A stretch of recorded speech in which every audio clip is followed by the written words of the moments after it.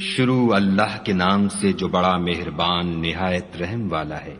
نون قلم کی اور جو اہل قلم لکھتے ہیں اس کی قسم کہ اے محمد صلی اللہ علیہ وآلہ وسلم تم اپنے پروردگار کے فضل سے دیوانے نہیں ہو، اور تمہارے لیے بے انتہا اجر ہے، اور تمہارے اخلاق بڑے عالی ہیں۔ سو ان قریب تم بھی دیکھ لوگے اور یہ کافر بھی دیکھ لیں گے کہ تم میں سے کون دیوانہ ہے۔ تمہارا پروردگار اس کو بھی خوب جانتا ہے جو اس کے رستے سے بھٹک گیا، اور ان کو بھی خوب جانتا ہے جو سیدھے رستے پر چل رہے ہیں۔ تو تم جھٹلانے والوں کا کہا نہ ماننا۔ یہ لوگ چاہتے ہیں کہ تم نرمی اختیار کرو تو یہ بھی نرم ہو جائیں، اور کسی ایسے شخص کے کہے میں نہ آ جانا جو بہت قسمیں کھانے والا ذلیل اوقات ہے، طعن آمیز اشارتیں کرنے والا، چغلیاں لیے پھرنے والا، مال میں بخل کرنے والا، حد سے بڑھا ہوا بدکار، سخت خو اور اس کے علاوہ بدذات ہے، اس سبب سے کہ مال اور بیٹے رکھتا ہے۔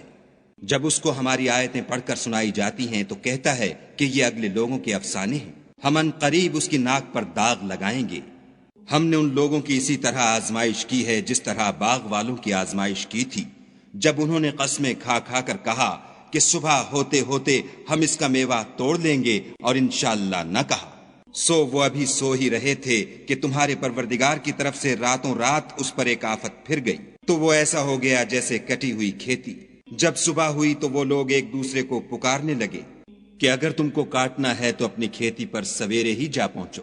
تو وہ چل پڑے اور آپس میں چپکے چپکے کہتے جاتے تھے کہ آج یہاں تمہارے پاس کوئی فقیر نہ آنے پائے، اور کوشش کے ساتھ سویرے ہی جا پہنچے، گویا کھیتی پر قادر ہیں۔ جب باغ کو دیکھا تو ویران، کہنے لگے کہ ہم رستہ بھول گئے ہیں، نہیں بلکہ ہم برگشتہ بخت بے نصیب ہیں۔ ایک جو ان میں فرزانہ تھا بولا، کیا میں نے تم سے نہیں کہا تھا کہ تم تسبیح کیوں نہیں کرتے؟ تب وہ کہنے لگے کہ ہمارا پروردگار پاک ہے، بے شک ہم ہی قصوروار تھے۔ پھر لگے ایک دوسرے کو رو در رو ملامت کرنے، کہنے لگے ہائے شامت، ہم ہی حد سے بڑھ گئے تھے۔ امید ہے کہ ہمارا پروردگار اس کے بدلے میں ہمیں اس سے بہتر باغ عنایت کرے۔ ہم اپنے پروردگار کی طرف رجوع لاتے ہیں۔ دیکھو عذاب یوں ہوتا ہے، اور آخرت کا عذاب اس سے کہیں بڑھ کر ہے، کاش یہ لوگ جانتے ہوتے۔ پرہیزگاروں کے لیے ان کے پروردگار کے ہاں نعمت کے باغ ہیں۔ کیا ہم فرما برداروں کو نافرمانوں کی طرح نعمتوں سے محروم کر دیں گے؟ تمہیں کیا ہو گیا ہے، کیسی تجویزیں کرتے ہو؟ کیا تمہارے پاس کوئی کتاب ہے جس میں یہ پڑھتے ہو کہ جو چیز تم پسند کرو گے وہ تم کو ضرور ملے گی؟ یا تم نے ہم سے قسمیں لے رکھی ہیں جو قیامت کے دن تک چلی جائیں گی کہ جس شے کا تم حکم کرو گے وہ تمہارے لیے حاضر ہوگی؟ ان سے پوچھو کہ ان میں سے اس کا کون ذمہ لیتا ہے؟ کیا اس قول میں ان کے اور بھی شریک ہیں؟